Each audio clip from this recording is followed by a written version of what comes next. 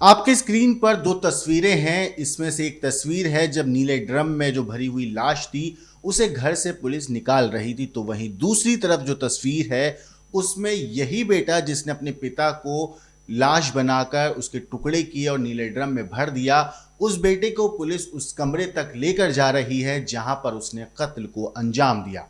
नमस्कार दोस्तों, मेरा नाम है मोहम्मद आसिम और आप देख रहे हैं क्राइम तक। लखनऊ में हुए इस पूरे हत्याकांड ने दिल दहला दिया है। नीले ड्रम के अंदर एक पिता की लाश चार टुकड़ों में कटी हुई, हाथ अलग, पैर अलग, धड़ अलग और सिर गायब।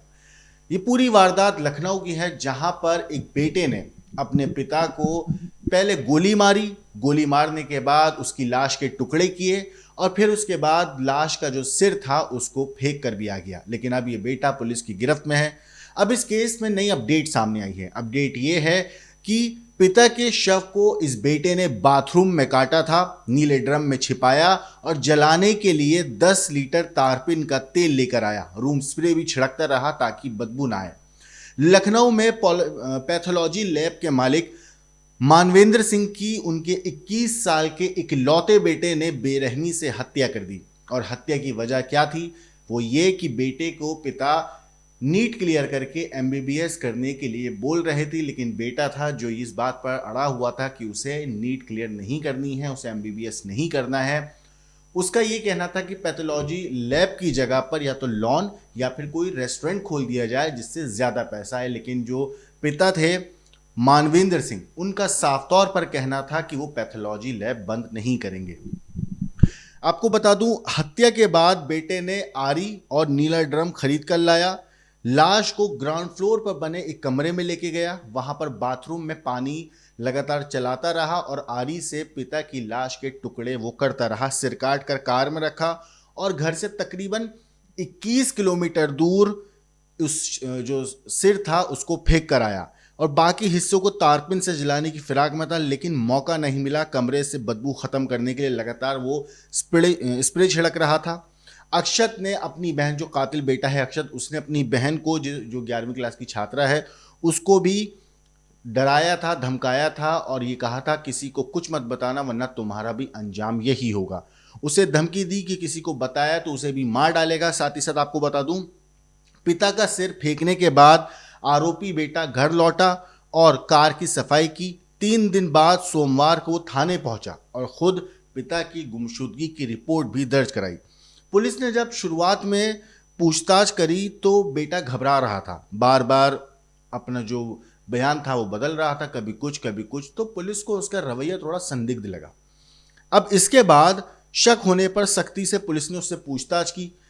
जब उसने पुलिस ने जब आरोपी अक्षत से सख्त पूछताछ करी तो बेटा टूट गया और उसने अपना जुर्म कबूल कर लिया।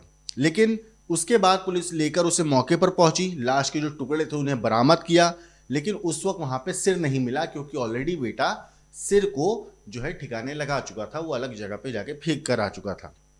इसी बात को लेकर, यानी कि बेटा जो था, दरअसल जो पिता थे मानवेंद्र, जैसे मैंने बताया, वो बोल रहे थे कि बेटे से कि वो एमबीबीएस की पढ़ाई करे, एमबीबीएस करे, डॉक्टर बने, लेकिन बेटा था जो साफ तौर पर मना कर रहा था। और इसी बात को लेकर 20 फरवरी को पिता से बहस हुई। गुस्से में बेटे ने पिता की लाइसेंसी रिवॉल्वर से, जो लाइसेंसी राइफल से, माफ़ कीजिएगा, अपने पिता को गोली मारी और गोली मारने के बाद जो है बहन को भी धमकाया। फिर उसके बाद लाश के टुकड़े किए, जैसे मैंने आपको बताया। शव का बुधवार को अंतिम संस्कार, यानी आज जो है 25 फरवरी को बुधवार के दिन अंतिम संस्कार होगा। लेकिन आपको बता दूं, ये पूरी जो वारदात है ये आशियाना कोतवाली क्षेत्र के सेक्टर एल की है। मरहूम मानवेंद्र सिंह यहाँ पर पैथोलॉजी लैब के साथ साथ शराब कारोबार से भी जुड़े हुए थे।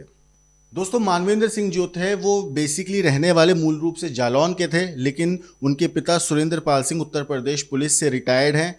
कई साल पहले मानवेंद्र ने आशियाना सेक्टर एल में मकान बनाकर यहाँ पर रहने लगे थे। 9 साल पहले इनकी पत्नी की भी मृत्यु हो चुकी है। ये अपने बेटे और बेटी के साथ इसी जगह में रहते थे, आशियाना कोतवाली के सेक्टर एल में।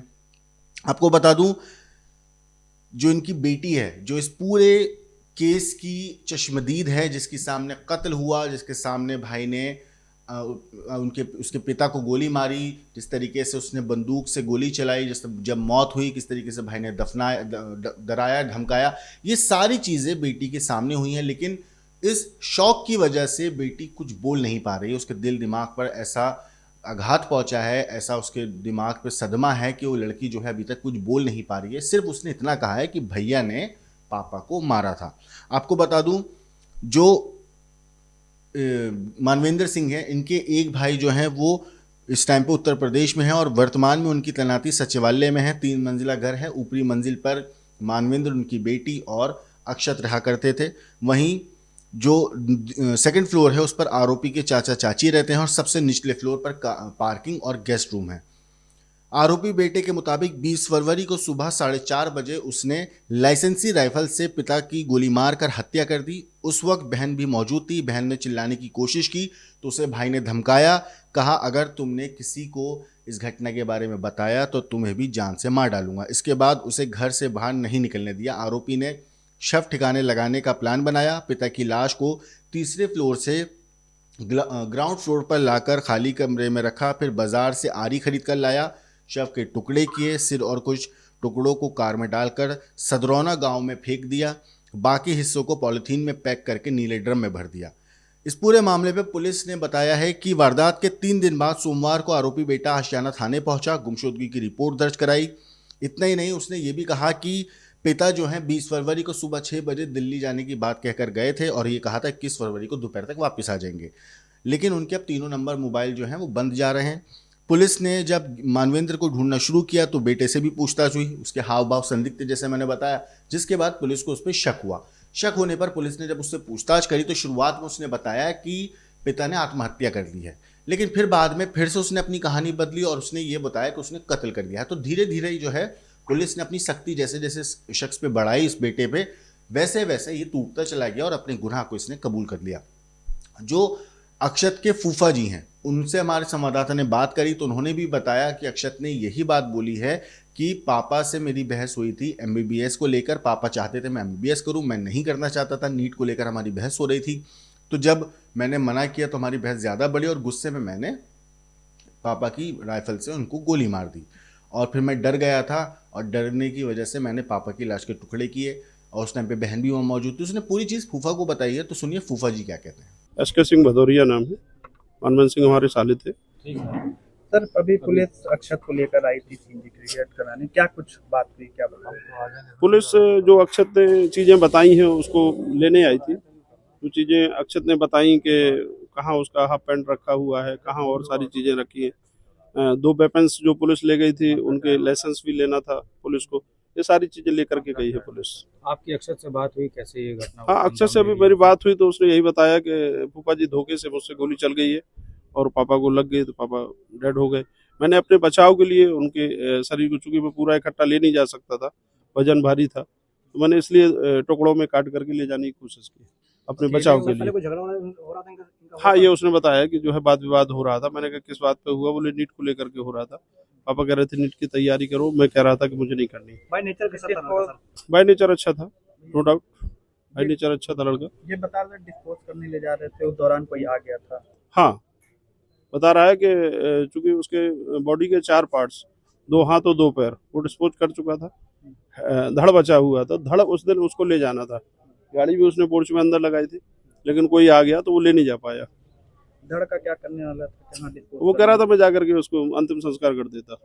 कोई ज्वलनशील पदार्थ भी खरीदा था इसके? नहीं, वो तारपीन का तेल रखा था। अब किस लिए खरीदा था वो अच्छा ही बता पाएगा। अच्छा, रूम से बदबू ना, इसके लिए भी कुछ अक्षत? हाँ, रूम स्प्रे वगैरह रखे हुए था, उसको छिड़कता रहता था। जब गोली मारी होगी तो खून निकला ही होगा सर, तो हाँ बिल्कुल, उसका चद्दर अद्दर जला दिया था उसने और बता तो रहा है कि बाथरूम में मैंने इनको काटा है ताकि जो है ब्लड। गोली लगने के बाद तो काफी लोगों ने सुनी होगी आवाज। मोहल्ले वाले ये कह रहे हैं कि आवाज तो हमने सुनी, लेकिन चूंकि शादियों का समय चल रहा था तो उनको ये लगा कि कहीं ना कोई आतिशबाजी का वो हुआ है। अच्छा, बिटिया इनके साथ में थी सर, तो वो क्या भी? हाँ, बिटिया ने देखा है। बिटिया बता रही है ना कि भैया ने मारा है। बिटिया ने तो बता रही है। वो 4 दिन तक का हाँ? बहन के सामने? हाँ, बहन के सामने ही मारा। 4 दिन तक का किसी से बातचीत कुछ नहीं की? नहीं, वो इतना भयभीत हो गई थी, डर गई थी कि वो अभी भी नहीं बात कर रही है। वो पुलिस के सामने भी कुछ नहीं कह पा रही, बस इतना बता रही कि हाँ भैया ने मारा है।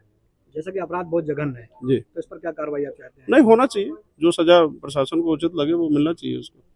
तो दोस्तों इस केस में फिलहाल इतना ही। इस केस में जो भी अपडेट आएगा हम आपको जरूर बताएंगे, लेकिन जिस तरीके से इस पूरी वारदात को अंजाम दिया है, एक बेटे ने, इकलौते बेटे ने अपने पिता के जिस तरीके से कत्ल किया है, उसकी लाश के टुकड़े किए हैं, इस पूरी चीज़ के ऊपर आपकी जो कुछ राय है कमेंट करके ज़रूर बताइएगा। लेकिन देश और दुनिया की बाकी क्राइम की खबरों के लिए देखते रहिए क्राइम का।